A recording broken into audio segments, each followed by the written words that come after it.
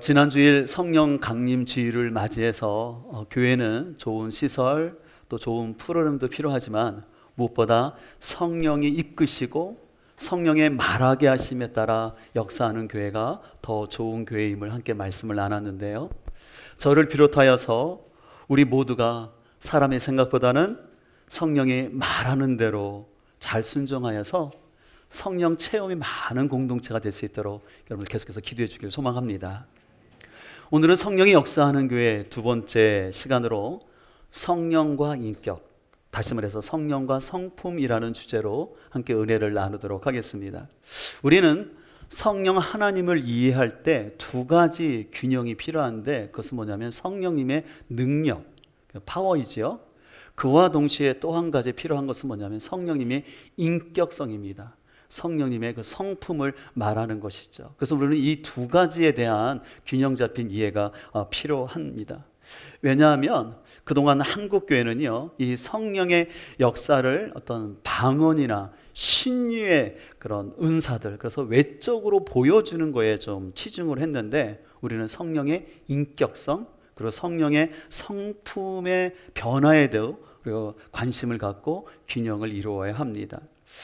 그래서요, 어떤 사람은 이렇게 말한 분이 있어요. 목사님, 저는 아직 방언이나 어떤 특별한 체험이 없기 때문에 제 안에는 성령님이 안 계신 것 같아요 라고 얘기하는 분들이 있는데, 여러분 지난번 말씀드린 것처럼 우리가 예수님을 내가 나의 주님으로 고백하고 믿는다는 것은 성령이 임하신 증거인 줄 믿습니다. 좀 더 구체적으로 성령이 임하신 증거는 무엇인지를 함께 여러분 살펴보려고 하는데요. 첫 번째는 뭐냐면 성령이 임하시게 되면요, 성품의 변화가 나타납니다. 그래서 오늘 본문 말씀에 이렇게 말씀하고 있죠. 성령님께서 맺어주시는 열매는 사랑, 기쁨, 평화, 인내, 친절, 선행, 진실, 온유, 절제라고 말하고 있어요. 특별히 여기서 열매라는 단어는 결과, 행위, 유익이라는 뜻이 있는데 중요한 것은 열매는 보통 복수가 될 것 같은데 단수로 되어 있어요. 이 열매가 단수라는 것은 뭐냐면 지금 읽었던 성령의 9가지 열매들이 따로따로가 아니라 하나로서 그 사람의 인격과 삶 속에 나타난다는 거죠. 그러니까 예를 들어서 자신에게는 친절의 열매는 있는데 기쁨의 열매가 없다거나 반대로 기쁨의 열매는 많은데 친절이 부족한 게 아니라 이 친절과 기쁨 또 사랑 이런 것들이 한 사람의 성품 안에 정도의 차이는 있지만 이것이 하나로 나타나고 있다라고 성경은 말씀하고 있어요. 그래서 그 안에 성령이 임한 사람의 특징은 뭐냐면요, 어떤 방언이나 외적인 체험이 없다 할지라도 그 삶 속에 성숙한 통합된 그리스도의 성품이 드러나고 있다라는 것이에요. 그래서 이런 사람이 있는 목장 모임이나 사역을 함께 하게 되면요, 즐거워요. 그 안에 성령의 성품이 드러나기 때문에 대화 가운데도 즐겁고 또 그 목장 모임이 끝난 다음에도 기쁨이 있어서 다음에 그 모임에 다시 오고 싶은 마음이 가득해지는 것을 볼 수가 있어요. 또 두 번째로 성령이 임한 증거는요, 바로 죄를 미워하게 됩니다. 갈라디아 5장 17절은 다음과 같이 말씀하고 있는데 우리 같이 한번 읽도록 하겠습니다. 육체의 욕망은 성령을 거스리고 성령이 바라시는 것은 육체를 거스립니다. 이 둘이 서로 적대 관계에 있으므로 여러분은 자기가 원하는 것을 할 수 없게 됩니다. 오늘 성경은 말씀하고 있어요. 육체의 욕망과 성령은 서로 충돌한다라는 것이에요. 그래서 성령에 충만한 사람은 뭐냐면 육체의 욕망을 싫어한다라고 말하고 있습니다. 그래서 19절부터 나타나는 구체적인 것들을 싫어한다라는 거예요. 어떤 거냐면 갈라디아 5장 19절 이렇게 말해요. 육체의 행실은 환연히 드러난 것들입니다. 그래서 곧 음행, 더러움과 방탕, 우상 숭배와 마술, 원수 맺는 것, 다툼과 시기, 분냄, 분쟁하는 것, 분열과 파당을 짓는 것, 질투, 술 취함, 흥청망청 먹고 마시는 노름, 그와 같은 것들은 성령이 임한 사람은 싫어한다라고 얘기하고 있어요. 그러면서 내가 전에도 여러분에게 경고하였지만 이제 또 다시 경고합니다. 사도 바울은 이것을 굉장히 중요하게 얘기하는 거예요.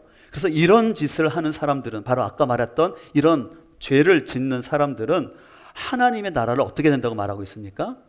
상속받지 못한다라고 얘기하고 있어요. 근데 여기서 상속받지 못한다라는 것은 두 가지로 해석을 하는데, 첫 번째 견해는 뭐냐면 천국을 못 따라간다라고 해석하는 경우가 있는가 하면, 그것은 천국에 못 들어가는 것이 아니라 상급이 없다라고 해석을 합니다. 근데 저는 뭔지 모르겠어요. 그런데 중요한 것은 성령이 충만하게 되면은 죄에 민감하게 되고 죄를 싫어하게 된다라는 것이죠. 그래서 여러분, 성령이 충만할 때 여러분들 느끼지 않습니까? 죄의 유혹이 왔을 때 그것을 이겨낼 수 있는 힘이 우리 안에 있는 것을 볼 수가 있어요. 예전에도 간증드렸지만 제가 대학교 2학년 때 여름에 미스바 성회라는 집회에 참석해서 참 말씀의 은혜가 참 부어졌고 또 성령의 임재를 경험했었는데, 그 집회를 끝나고 88체육관에서 끝나서 저희 집 방학동까지 가는데, 그 버스 안에서 바깥을 보는데 여러분, 나무잎들이요 막 저를 향해서 웃음을 지고 손을 흔들더라고요. 이상하게 보지 마시고요. 햇빛이 너무 따사롭고, 그래서 한참 젊었을 때 그런 유혹이 많을 텐데 지나가는 여인들을 보더라도 제 안에 더러움이나 그런 생각이 전혀 들지 않고 너무 이렇게 기쁨이 가득해서 제 마음속에 웃음이 있고, 이 세상에 그렇게 밝아 보인 건 처음이었어요. 근데 아쉬운 거는 일주일이 지나니까 사라지더라고요. 그래서 그것이 계속되었으면 참 좋겠다라는 생각을 해보게 됩니다. 그래서 여러분, 성령이 임하게 되면요 죄의 유혹이 올 때 그것을 피하려는 마음이 생긴다라는 것이에요. 세 번째로 성령이 임한 증거는요, 예배가 살아나게 됩니다. 우리가 잘 아는 요한복음 4장 23절, 예수님이 이렇게 말씀하셨죠. 같이 읽겠습니다. 참되게 예배를 드리는 사람들이 영과 진리로 아버지께 예배를 드릴 때가 온다. 지금이 바로 그때이다. 아버지께서는 이렇게 예배 드리는 사람들을 찾으신다. 예수님이 직접 말씀하셨어요. 하나님은 예배자를 찾으시는데 영과 진리로. 이 영이라는 건 스피릿을 얘기하는 거죠. 그 다음에 이 진리라는 것은 뭐냐면 진실되다라는 의미가 있어요. 그래서 이 영과 진리로 예배를 드린다는 것은 뭐냐면 성령님의 임재를 갈망하면서 참되고 진실되게 집중하여서 예배를 드린다라는 거예요. 지금 이 시간 여러분이 예배 드리는 것처럼 다른 데 마음을 뺏기지 아니하고 이 시간 하나님께 내 마음이 계속해서 집중되게 진실되게 마음을 쏟아서 드리면서 성령님께서 이 시간 임재하기를 소망하면서 드리는 예배, 바로 하나님은 그런 예배자를 찾으신다고 말씀하고 있어요. 그래서 여러분들, 성령이 임한 사람은요 예배를 드리는 자세를 보면 알 수가 있어요. 그래서 성령이 임한 사람은요 예배에 대한 기대감이 있어요. 오늘 하나님께서 예배를 통해서 어떤 말씀을 주실 건지, 또 그리고 예배 중에 적극적인 반응을 하면서 아멘도 하게 되고, 또 말씀이 끝난 다음에 앞에 헌신대 나와서 결단도 하게 됩니다. 하지만 이 성령이 임재가 없는 사람은요 예배가 지루해요. 그래서 예배가 언제 끝나나 자꾸 시계 보고, 그 예배 가운데 하나님께 초점 두는 것이 아니라 자꾸 자신의 문제 아니면 누가 왔나, 거기에 자꾸 시선이 돌아가는 것을 볼 수가 있어요. 그러나 아까도 말씀드린 것처럼 성령의 임재가 있는 분들은요 그 찬송 하나하나의 마음을 다해 드리는 거죠. 오늘 찬양하면서 우리가 찬송가 187장 비둘기같이 온유한 성령 할 때 이 시간 비둘기 같은 온유한 성령님 내 안에 임하여 주옵소서, 가사 하나의 마음을 들여서 하나님께 찬양을 드리는 거죠. 또 기도를 할 때 침묵 기도를 드리든 아니면 합심 기도를 하든 다른 사람이 내 기도를 듣는 거에 초점 두지 아니하고 하나님의 진실한 마음을 가지고 기도하려고 하게 됩니다.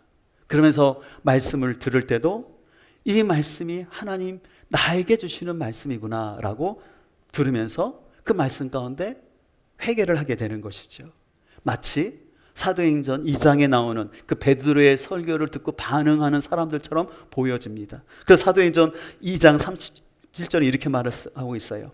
사람들이 이 말을 듣고 마음이 찔려서 형제들이여 우리가 어떻게 하면 좋겠습니까? 하고 베드로와 다른 사도들에게 말하였다라고 말하고 있어요. 여러분, 성령이 임하게 되면요 죄가 깨달아져요. 그러면 죄가 깨달아지면 어떻게 할까요? 회개하게 되고 그 심령 가운데 하나님은 그 눈가에 은혜의 눈물을 주신 줄 믿습니다. 근데 반대로요, 이 성령의 은혜와 성령의 눈물이 없으면 그 눈이 날카로워져요. 그 전문 용어로 레이저로 쏜다고 하죠. 우리 세종 선화목자의 소교회 성도들의 눈에는 레이저가 없고 은혜의 눈물이 가득하길 축복합니다. 그래서 여러분 자꾸 이렇게 성령 은혜가 되면 내 눈가에 촉촉해지는 것을 볼 수가 있죠. 자, 그렇다면 어떻게 우리가 성령의 성품, 성령의 인격을 맺을 수 있을까요? 오늘 갈라디아 5장 24절은 이렇게 말하고 있습니다. 우리 같이 한번 읽도록 하겠습니다. 그리스도 예수께 속한 사람은 정욕과 욕망과 함께 자기의 육체를 십자가에 못 박았습니다. 여기서 십자가에 못 박다라는 것은 뭐냐면 말뚝을 박다, 박은 말뚝을 보강하다라는 뜻이 있어요. 참 의미가 있는 것 같아요. 한 번 박은 걸로 끝나는 것이 아니라 계속해서 그것을 보강해서 박는 것이죠. 그래서 인간적인 정욕과 욕망을 부인하는 것입니다. 근데 여러분 기억할 것은 이 인간적인 정욕과 욕심을 내가 부인하는 것도 십자가에 못 박는 것처럼 내 힘으로 할 수 없기 때문에 성령님을 의지하는 거예요. 하나님, 내 힘으로는 내 육신의 욕망을 이길 수 없습니다. 하나님, 저희 죄성이 저를 자꾸 유혹합니다. 그래서 성령님 저에게 충만히 임하여 주셔서 저에게 죄를 이길 수 있는 힘을 달라고 하나님 앞에 간구하고 나가는 것이죠. 그래서 여러분 여기서 한 가지 기억할 것은 우리가 자기를 부인한다라는 말을 많이 사용하잖아요. 근데 이 자기를 부인한다라는 것을 여러분들이 종교적인 표현으로 알지 않기를 소망해요. 제가 말씀드리지만 자기를 부인하는 건 딱 두 가지를 보시면 돼요. 하나님을 향해서는 내가 순종하고 있는가? 내가 공동체를 향해서는 섬기고 있느냐? 저는 이것이 바로 자기를 부인하는 원리라고 계속해서 말씀하고 있어요. 그래서 여러분들 자기 부인을 그냥 종교적인 언어로 그냥 나를 부인해야지, 그런 단순한 표현이 아니라 여러분 스스로를 생각해서 내가 진정으로 십자가 앞에 나를 못 박는다는 것은 하나님 앞에 나는 순종하고 있는가? 그리고 내가 목장과 지체를 위해서 섬기고 있는가를 잘 생각해 보게 하면 됩니다. 더 나아가서 오늘 갈라디아 5장 25절은 이렇게 말해요. 아주 중요한 말씀인데, 우리가 성령으로 삶을 얻었으니, 굉장히 중요한 표현이에요. 우리가 구원의 은총을 받은 것은 누구로 가능하다는 거예요? 성령님이 임하심으로 예수님을 주라 고백하게 하고, 그 다음에 우리는 성령이 인도해 주심을 따라 살아간다라는 것이에요. 그래서 구원받은 사람은 구원으로 끝나는 것이 아니라 계속해서 성령의 인도함 받기를 소망하며 나가는 것이죠. 근데 여러분들, 이렇게 우리가 성령의 인도를 받아 살아갈 때 그것이 바로 성령 충만이라고 얘기하는데, 그럼 반대로 성령 충만의 반대는 어떤 것일까요? 한 말씀을 찾아 읽겠습니다. 중요한 말씀이기 때문에 데살로니가전서 5장 19절입니다. 뒤로 넘기셔서 데살로니가전서 5장 19절을 한번 찾아볼 텐데,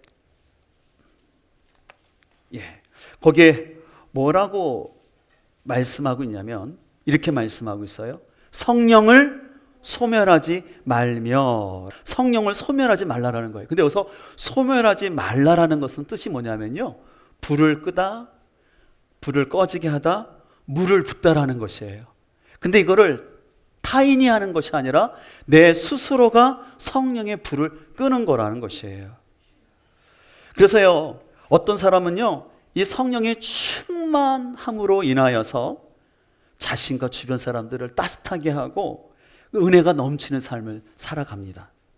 그러나 어떤 사람은요, 그 성령의 불이 꺼져 있어요. 아니면 희미해요. 심지어는 성령이 떠난 사람도 있어요. 어떤 사람들은 이렇게 하면, 어떤 분들은 목사님, 구원받을 때 성령님이 임하시면, 한 번 오시면 떠나지 않는다고 하는데 영원한 것 아닌가요? 라고 질문할 수 있을 텐데, 여러분들, 성령님은 떠날 수가 있습니다. 그 대표적인 인물이 삼손과 사울을 통해서 알 수 있어요. 사사기 16장 20절을 보면 이렇게 말씀하고 있는데요. 드릴라가 이르되 삼손이여, 블레셋 사람이 당신에게 들이닥쳤나이다 하니 삼손이 잠을 깨며 이르기를 내가 전과 같이 나가서 몸을 떨치리라 하였으나 여호와께서 이미 자기를 떠나신 줄을 깨닫지 못하였더라. 여러분, 삼손은 하나님이 나신으로 구별된 사람으로 세웠잖아요. 근데 그가 계속해서 하나님 말씀에 불순종해요. 그래서 계속 불순종했을 때 하나님이 이미 그를 떠났다라는 거예요. 근데 삼손이 알았어요? 몰랐어요? 몰랐어요. 또 사무엘상 16장 14절에 보면 여호와의 영이, 바로 성령님이 사울에게서 떠나고 여호와께서 부리시는 악령이 그를 번뇌하게 한지라라고 말하고 있어요. 여러분, 사울왕은 하나님이 이스라엘의 초대 왕으로 하나님이 택하셨어요.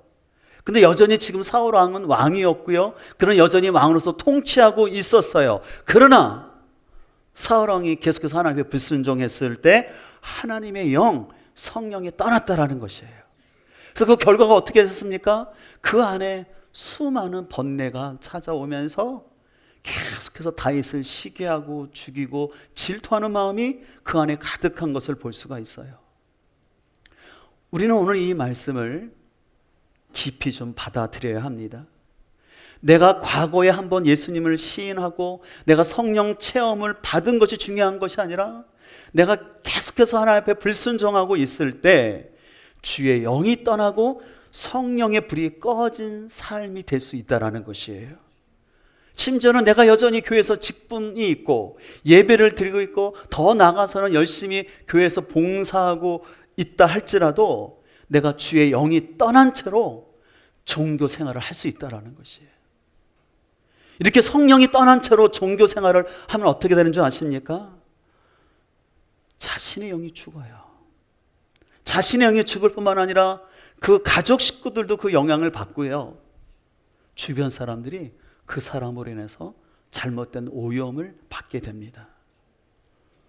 그러면 어떤 때 우리가 성령의 불을 끄는 것일까요? 그것은요, 제가 이제 앞으로 살펴볼 이 말씀과 반대로 살 때 성령의 불을 끄는 것이에요. 우리가 아까 5장 19절을 봤는데 그 앞구절 16절을 보게 되면 이렇게 말씀하고 있어요. 항상 기뻐하십시오. 끊임없이 기도하십시오. 모든 일에 감사하십시오. 이것이 그리스도 예수 안에서 여러분에게 반하시는 누구의 뜻이라고요? 예, 하나님의 뜻은 기뻐하고 기도하고 감사하는 것이라고 말씀하고 있어요. 그런데 이와 반대로 자기 연민이나 감정에 따라 쉽게 낙심하고 기도하지 않고 불평불만의 삶을 살 때 내 스스로가 성령의 불을 끄는 거라는 거예요. 우리는 자꾸 이렇게 생각해요. 내 환경이 어려워서 내가 성령 충만하지 못한다고 말하는데 그것도 일리가 있지만 더 궁극적인 이유는 뭐냐면 내 스스로가 내 입술로 불평하고 원망하고 내 스스로 낙심하기 때문에 스스로 성령의 불을 끈다는 사실을 우리는 잘 기억할 필요가 있습니다. 그래서 여러분들, 이 목장 나눔 속에서도요, 자꾸 이렇게 삼천포로 빠지게 되고 또 다른 사람을 자꾸 탓하고 또 교회 부정적인 말을 하게 되면요, 죄송하지만 그 목장 안에 성령의 불이 꺼져가게 돼요. 또 말은 아닐지라도 부정적인 표정을 자꾸 짓고 자꾸 수동적인 태도를 보이게 되면요, 그 목장 안에는 성령의 불이 뜨겁게 타오를 수가 없습니다. 그렇게 되면 당연히 그 목장은 어떻게 할까요? 재미가 없고 영적 침체가 다가오고, 그러니까 그 목장 식구들은 뭐 전도에 대한 마음도 없고 변화도 없게 됩니다. 그래서 오늘 우리는 한번 정직하게 우리 자신을 생각해 봐야 합니다. 나는 우리 가정과 일터와 목장 속에서 성령의 불을 계속해서 타오르게 해서 주변 사람들을 따뜻하게 하는 사람인가? 또 주변을 밝게 하는 사람인가? 아니면 습관적인 불평이나 수동적인 자세로 내 주변 사람들을 낙심하게 하고 자꾸 성령의 불을 끄려고 하는 것은 아닌지를 우리는 살펴봐야 합니다. 소망하는 것은 성령님을 따라 살기 위해서 낙심 가운데도 자꾸 웃으려 하시고요, 피곤하지만 육체를 깨워서 기도의 자리에 나오고, 불평이 아니라 그럼에도 불구하고 감사함으로 인해서 성령의 불을 계속해서 피워갈 수 있는 우리 모두가 되기를 주의 이름으로 축복합니다. 한 걸음 더 나아가서 사도 바울은 이렇게 권면합니다. 아까 읽었던 데살로니가서 5장 19절 20절에 이렇게 말씀하고 있어요. 성령을 소멸하지 말며 애언을 멸시하지 말고라고 되어 있는데요, 여러분, 여기서의 애언은요, 오늘날 우리가 흔히 생각하는 미래를 향해서 말하는 그런 애언을 말하는 것이 아니라 믿음의 사람들을 통해 주신 하나님의 말씀을 무시하지 말라라는 의미가 있어요. 그래서 공동 번역은 좀 더 이렇게 쉽게 번역하고 있어요. 이렇게 말합니다. 성령의 불을 끄지 말고 성령의 감동을 받아 전하는 말을 멸시하지 마십시오라고 말씀하고 있어요. 그래서 우리는요, 성령의 불이 꺼지지 않기 위해서 하나님의 말씀을 잘 간직해야 합니다. 왜냐하면 성령님은 말씀 가운데 역사하기 때문에 그래요. 그래서 여러분들이 어떤 현상들이 나타났을 때 그것이 말씀 안에 있는 건지 아닌지를 잘 분별해야 돼요. 그래서 지난주에 말씀드린 것처럼 성령이 임하였을 때 우리로 하여금 예수 그리스도를 신하게 하고 그것은 공동체의 유익이 되게 하고 무엇보다 성령의 역사는 사랑의 인내를 가져온다라는 것들을 통해서 분별할 필요가 있습니다. 제가 2009년도에 예수 전도단 제주 열방대학에서 훈련을 받았는데 그때 국내 강의와 해외 전도 여행 가운데 만났던 그 성령 충만한 영적 지도자들의 공통점이 있었는데요. 그들의 대화와 기도 속에 말씀이 있어요. 그래서 그분들이 이렇게 기도를 해주거나 그 사역을 할 때마다 깊은 인격적인 따스함, 위로를 받았어요. 저는 이것이 굉장히 제 사역의 큰 전환점이었는데, 왜냐하면 제가 그 전까지는 성령 사역하시는 분들에 대한 이미지가 별로 안 좋았어요. 흔히 말하는 이렇게 기도원에 있는 부흥 강사님처럼 다는 아니지만 본심은 아니겠지만 자꾸 설교 시간에 막말을 하고 거친 행동을 하는 그런 분들 때문에 저는 좀 성령님에 대해서 좀 이렇게 다친 마음이 없지 않아 있었거든요. 근데 제가 그 시간들을 통해서 국내뿐만 아니라 해외에서 만났던 선교사님들, 그 성령이 충만한 분들은 굉장히 매너가 참 좋으셔요. 부드러워요. 그러면서도 그 말씀이 깊이가 있고 예리하게 권면하는 걸 보면서 제가 큰 깨달음이 되었고, 저도 저런 성령 충만한 사람이 되고 싶다라는 마음이 들었습니다. 그 이후에도 저의 삶 가운데도 하나님께서 말씀을 통해서 순간순간 인도했던 것을 볼 수가 있어요. 그래서 저도 목회 사역 가운데 때로는 또 힘들 때 하나님이 저희 삶 속에 주셨던 말씀을 계속해서 기록된 것을 보면서 기도할 때 하나님 힘을 주시는 것을 볼 수가 있는데, 그래서 그 몇 가지 대표적인 말씀을 좀 함께 나누려고 하는데요. 하나님께서 저에게 주셨던 말씀 중에 기억나는 것은 뭐냐면 시편 73편의 말씀이었어요. 주님의 종 다윗을 선택하시되 양의 우리에서 일하는 그를 뽑으셨다. 암양을 돌보는 그를 데려다가 주님의 백성 야곱과 주님의 유산 이스라엘의 목자가 되게 하셨다. 그는 한결같은 마음으로 그들을 기르고 슬기로운 손길로 그들을 인도하였다. 이 말씀은 제가 10년간 전임 사역을 마치고 안신년 차원에서 그 제주에서 훈련을 받을 때 저는 그때 제 사역의 중요한 기로에 있었어요. 뭐냐면 제가 선교사로 나갈 건지 아니면 국내 사역을 할 건지 기도하고 있었거든요. 근데 그때 그곳에 있었던 홍성곤 목사님을 통해서 저에게 이 말씀을 주시더라고요. 그래서 이 말씀을 통해서 제가 저는 선교가 아니라 국내 목회를 해야 되겠다라고 결정을 하게 됐던 말씀이 이 말씀이었습니다. 또 창세기 17장 25절 말씀을 주셨는데요. 그의 아들 이스마엘의 포피를 배워서 할례를 받은 것은 이스마엘의 나이 13살 때이다. 아브라함과 그의 아들 이스마엘은 같은 날에 할례를 받았다. 집에서 태어난 종과 애국에서 돈을 주고 사온 종과 아브라함 집안의 모든 남자가 아브라함과 함께 할례를 받았다. 여러분 이 말씀 기억나실 거예요. 저희가 일반 교회에서 가정교회로 전환할 때 하나님께서 저에게 아침에 일어났는데 너무 생생하게 일어나자마자 이 말씀이 각인되어서 바로 이 말씀을 찾아봤어요. 그래서 이 말씀을 왜 주셨는지 기도 가운데 하나님이 주신 깨달음은 뭐였냐면, 제가 우리 교회가 14년이 될 때 일반 교회에서 가정교회로 전환하게 되었잖아요. 그러면서 특별히 아브라함뿐만 아니라 거기에 있는 이스마엘, 또 이삭뿐만 아니라 거기에 있는 종들도 하나님이 한 가족으로 만들어 주시는 것을 보면서 우리 교회가 이제 일반 교회에서 가정교회로 전환하면서 특별히 비신자 전도를 통해서 교회가 세워질 것에 대한 도전을 주셨습니다. 또 역대하 7장에 있는 말씀이었는데요. 2절에 보면 여호와의 영광이 여호와의 전에 가득함으로 제사장들이 여호와의 전으로 능히 들어가지 못하였고, 10절에는 일곱째 달 23일에 13일에 왕이 백성을 그들의 장막으로 돌려보내매 백성의 여호와께서 다윗과 솔로몬과 그의 백성 이스라엘에게 베푸신 은혜로 말미암아 기뻐하며 마음에 즐거워하였더라. 이 말씀도 예전에 나눴는데 우리 교회가 위즈덤 센터를 건축할 때 하나님께서 약속의 말씀을 주셨거든요. 특별히 그 10절에 공동체 가운데 기쁨을 주시겠다라는 말씀이 저에게 굉장히 기쁨으로 다가왔어요. 그래서 하나님 이 위즈덤 센터의 건축을 통해서 우리 성도들에게도 기쁨이 되고 또 지역 주민들에게도 기쁨이 되기를 소망합니다라고 이 말씀 붙잡고 기도하고 있는데요. 하나님은 신실하게 이 말씀에 응답해 주셔서 어떤 분들이 지금 저한테 가끔 만나요. 목사님 건축하느라 얼마나 힘드세요? 애쓰시죠? 그런데 여러분 진짜 제가 힘들지가 않네요. 제가 힘든 척을 좀 해야 될 텐데 진짜 힘들지가 않고 기쁨이 있어요.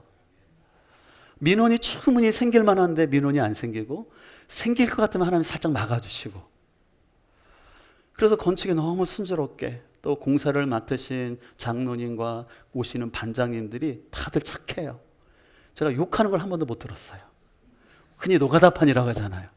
되게 욕하고 거친데 그렇지 않더라고요. 그래서 너무 순적하게 진행되고 있으면서 제 안에 기쁨이 있는 거예요. 그래서 저는 이 말씀을 계속해서 붙잡고 기도하려고 하는데 우리 성도님들의 기도로 하나님의 은혜 베풀어 줄 줄 믿습니다. 그래서 여러분 함께 기도해 주십시오. 위즈덤 센터가 진짜 우리 다음 세대와 우리 모든 성도들에게 기쁨이 되고 지역사회에 기쁨이 되는 건물 되기를 소망합니다. 또 주셨던 말씀을 나누기를 원하는데 그건 이사야 43장의 말씀이었어요. 내가 너희와 함께 있으니 두려워하지 말아라. 내가 동쪽에서 너희 자손을 오게 하며 서쪽에서 너희를 모으겠다. 북쪽에다가 이르기를 그들을 놓아 보내어라고 남쪽에다가도 그들을 붙들어 두지 말아라. 나의 아들들을 먼 곳에서부터 오게 하고 나의 딸들을 땅끝에서부터 오게 하여라. 나의 이름을 부르는 나의 백성 나에게 영광을 돌리라고 강조한 사람들 내게 빚어 만든 사람들을 모두 오게 하여라. 이 말씀은 실은 우리 교회가 이곳에 있을 때 실은 주변에 있는 많은 분들이 여기가 굉장히 세태되는 농촌 지역이고 그러다 보니까 뉴타운 지역이나 아니면 근방에 전원교회로 좀 나오라고 말씀하는 분들도 많았고 저 역시도 고민이 있었던 게 사실이에요. 근데 하나님 앞에 기도하고 있었을 때 하나님이 이 말씀을 분명하게 주시더라고요. 저는 우리가 어디 있든지 중요한 것은 뭐냐면 하나님이 있으라는 곳에 있을 때 하나님께서 동서남북에서 사람들을 보낼 줄 믿습니다. 그래서 저는 소망하는 것은 우리 교회가 이곳에서 비록 연약한 지역일지라도 장소에 상관없이 하나님이 주시는 부흥을 경험했으면 좋겠어요. 단순히 몫이 좋아서 교회 건물이 좋아서 사람들이 부흥하는 교회도 나쁜 건 아니지만 소망하는 것은 약속의 말씀을 붙잡고 우리가 비신자 전도에 최선을 다함으로 인하여서 이곳이 동서남북에서 많은 영혼들이 와서 구원받고 하나님을 예배하는 곳 되기를 간절히 소망합니다. 이것이 우리 교회의 비전 되기를 소망합니다. 이 외에요 여러 가지 말씀이 있는데 그건 저 개인적인 것 따라 더 얘기는 하지는 않지만 중요한 것은 우리 성령 하나님은요 필요할 때마다 말씀을 통해 역사하신다는 거예요. 때로는 여러분들이 큐티를 하는 중에 아니면 내가 설교 말씀을 듣는 중에 때로는 책을 읽는 중에도 어떤 말씀이 내 마음에 강하게 다가올 때가 있어요. 그럴 때 여러분들이 그 말씀을 꼭 붙잡기를 소망합니다. 여러분의 인생에 중요한 선택을 해야 되고 결정할 때가 있다면 그럴수록 더욱더 기도하면서 하나님 말씀으로 제 삶을 인도해 주세요. 말씀으로 확신을 주세요라고 간구하면 하나님은 분명히 말씀하신 줄 믿습니다. 그리고 여러분의 인생에 주셨던 말씀을 잊지 마시고 기록해 두세요. 여러분 스마트폰이든지 아니면 여러분의 인생의 일기장이든지 거기다 꼭 기록하세요. 그래서 여러분이 때때로 힘들고 어려울 때마다 그 주신 말씀들을 곰곰이 보세요. 저도 아까 본다고 말씀드렸잖아요. 그걸 보면 우리 하나님 참 살아계신 하나님, 멋진 하나님, 말씀하신 하나님 것을 경험하게 돼요. 이때 이 말씀 주신 게 너무 감사하지 않습니까? 그래서 저는 저희 자녀들에게 마지막 남겨줄 유산은 이 약속의 말씀 같아요. 저희 자녀들에게 저희 목회와 저희 삶 속에서 하나님의 말씀을 어떻게 인도하셨는지 그리고 이 말씀이 어떻게 증명되었는지를 우리 자녀들에게 나눠주면서 너희들도 하나님 약속의 말씀을 붙잡고 살아라. 그러면 승리할 수 있다라는 이 고백이 저와 우리 모두의 고백되기를 간절히 소망합니다. 사랑하는 성도 여러분, 성령이 역사하는 교회는 여러 가지 외적인 은사와 체험도 있지만 하나님의 말씀을 붙잡고 그 말씀 앞에 겸손히 살아가는 사람이 성령의 사람인 것을 기억했으면 좋겠습니다. 저 오늘 말씀을 마치면서 우리 성도들에게 어떻게 오늘 말씀이 좀 결론으로 잘 남았으면 좋을까 생각하다가 제가 챗GPT를 통해서 이미지를 하나 만들어 봤어요. 예, 이 그림입니다. 여기에 한 성령의 사람이라고 여러분 보셨으면 좋겠는데 가슴에 뭐가 있죠? 불이 있죠.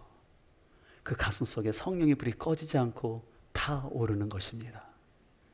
그리고 성령의 9가지 열매들, 사랑과 평화와 인내와 친절함, 이런 것들이 그 삶 속에 잘 녹여져 있는 것이에요. 저는 이 그림을 여러분들이 머릿속에 잘 각인했으면 좋겠어요. 그래서 일평생 주님 앞에 갈 때까지 내 안에 성령의 불이 꺼지지 않냐고, 그리고 여러분의 삶 속에서 이 성령의 9가지 열매가 자연스럽게 드러남으로 인해서 하나님께 영광 돌릴 수 있는 우리 모두가 되기를 주님의 이름으로 축복합니다.